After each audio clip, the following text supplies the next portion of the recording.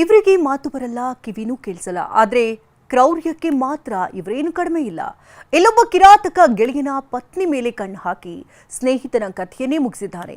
ನಾಪತ್ತೆ ಕೇಸ್ ಬೆನ್ನತ್ತಿದಂಥ ಪೊಲೀಸರಿಗೆ ಎದುರಾಗಿದ್ದು ಮಾತ್ರ ಬೆಚ್ಚಿ ಬೀಳಿಸುವಂತಹ ಸತ್ಯ.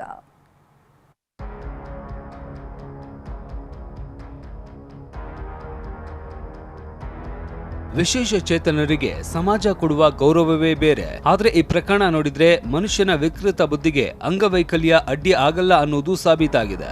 ಇದಕ್ಕೆ ಸಾಕ್ಷಿ ಮೈಸೂರಿನ ನಂಜನಗೂಡು ತಾಲೂಕಿನ ದೇವಿರಮ್ಮನಹಳ್ಳಿಯ ವಿಶೇಷ ಚೇತನ ಸ್ವಾಮಿ ಎಂಬಾತನ ಕೊಲೆ. ಸ್ನೇಹಿತನ ಪತ್ನಿ ಮೇಲೆ ಕಣ್ಣು, ಮದ್ಯ ಕುಡಿಸಿ ಕೊಲೆ. ಸ್ನೇಹಿತನನ್ನ ಕೊಂದು ಬಾವಿಗೆ ಶವ ಎಸೆದ ಪಾಪಿ ಸ್ವಾಮಿ ಕಳೆದ ಫೆಬ್ರವರಿ 12ರಿಂದ ನಾಪತ್ತೆಯಾಗಿದ್ರು. ಪತಿ ಕಾಣೆಯಾದ ಬಗ್ಗೆ ಪತ್ನಿ ಸವಿತಾ ಮಾರ್ಚ್ 4ರಂದು ನಂಜನಗೂಡು ಗ್ರಾಮಾಂತರ ಠಾಣೆಯಲ್ಲಿ ದೂರು ನೀಡಿದ್ರು.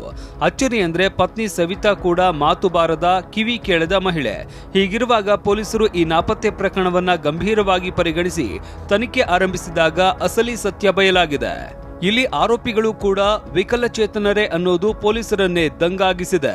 ಇದರಲ್ಲಿ ಇಬ್ಬರು ಆರೋಪಿತರು ಶ್ರೀನಿವಾಸ ಮತ್ತು ಗಂಗಾಧರ್ ಅಂತೇಳಿ ಇನ್ನೊಬ್ಬ ಆರೋಪಿತನ ಜೊತೆ ಸೇರಿಕೊಂಡು ಈ ಕಾಣೆಯಾದ ಸ್ವಾಮಿ ಏನಿದ್ದಾನೆ ಆತನನ್ನು ಕೊಲೆ ಮಾಡಿರೋದು ನಮ್ಮ ತನಿಖೆಯಲ್ಲಿ ಕಂಡು ಬರ್ತದೆ. ಒಂದು 30,000 ರೂಪಾಯಿ ದುಡ್ಡಿನ ವ್ಯವಹಾರನ ಸಹಿತ ಅವರಿಬ್ಬರ ಮಧ್ಯೆ ಆಗಿತ್ತು. ಆ ದುಡ್ಡನ್ನು ಸಹಿತ ಕೊಡ್ತಾ ಇರಲಿಲ್ಲ ಅಂತೇಳಿ ಇಬ್ಬರು ಕಿತ್ತಾಡಿಕೊಂಡಿದ್ರು.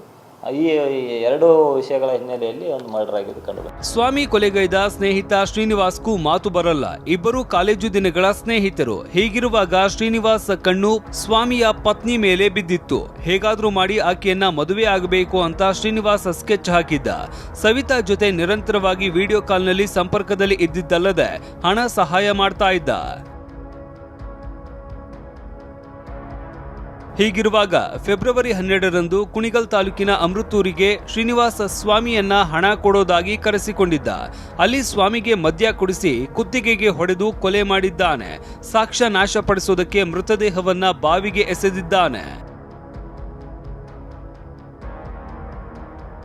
ಆರಂಭದಲ್ಲಿ ಕೇಸ್ ಭೇದಿಸೋದೇ ಪೊಲೀಸರಿಗೆ ಸವಾಲಾಗಿತ್ತು. ಬಳಿಕ ಮೈಸೂರಿನ ವಾಕಂಡ ಶ್ರಾವಣ ಸಂಸ್ಥೆಯ ತಜ್ಞರ ಸಹಾಯದಿಂದ ಸವಿತಾ ಶ್ರೀನಿವಾಸ್ ನಡುವಿನ ವಿಡಿಯೋ ಕಾಲ್ ಸಂಭಾಷಣೆ ಮಾಹಿತಿ ಪಡೆದಿದ್ದಾರೆ. ಆಗ ಶ್ರೀನಿವಾಸ್ ಅಸಲಿ ಬಣ್ಣ ಬಯಲಾಗಿದೆ. ನನ್ನ ಸೊಸೆನೇ ಮಾಡಿರೋದು ಸರ್, ಇನ್ಯಾರು ಮಾಡಿಲ್ಲ ಸರ್, ನನ್ನ ಸೊಸೆನೇ ಮಾಡಿರೋದು ಸರ್.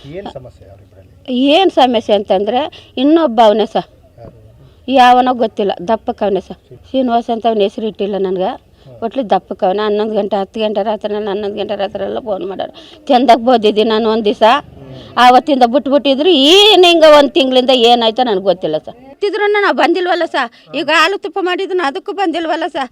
ಹಿಂಗೆ ಗಂಡ ಅನ್ನೋದೊಂದು ಸಾರಿ ಕರಿಕನ್ನ ಇರಬೇಕಲ್ಲ ಸರ್. ಸದ್ಯ ಪೊಲೀಸರು ಇಬ್ಬರು ಆರೋಪಿಗಳನ್ನ ಕಂಬಿ ಹಿಂದೆ ತಳ್ಳಿದ್ದಾರೆ. ಮತ್ತೊಬ್ಬ ಆರೋಪಿಗಾಗಿ ಬಲೆ ಬೀಸಿದ್ದಾರೆ. ರಾಮ್, TV9 ಮೈಸೂರು.